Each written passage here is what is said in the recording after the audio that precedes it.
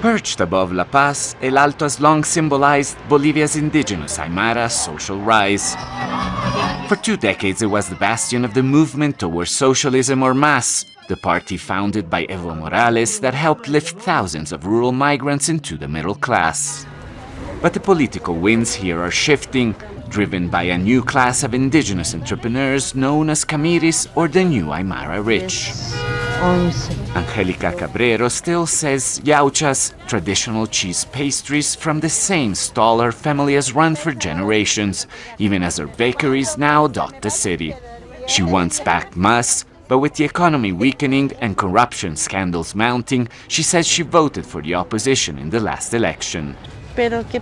What happened? They completely forgot about us. They started thinking about themselves exclusively. She's not alone. Many here say they now want less government and more freedom to grow. The Aymara's new wealth is visible across El Alto in brightly colored mansions known as cholets, hybrids of chalet and chola that fuse indigenous motifs with pop culture design. Worth up to $2 million, the lower floors serve as lavish halls rented out for parties and celebrations. The cholet is a representation of all that the Aymara want to show. The colors represent our traditional fabrics, our culture, and our essence.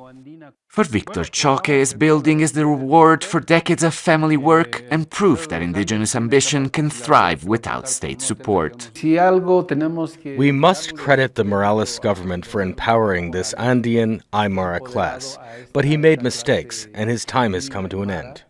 These cholets have become a concrete symbol of the Camiris' new power, unapologetically indigenous, ambitious, and prosperous, and one now no longer tied to the party that championed them.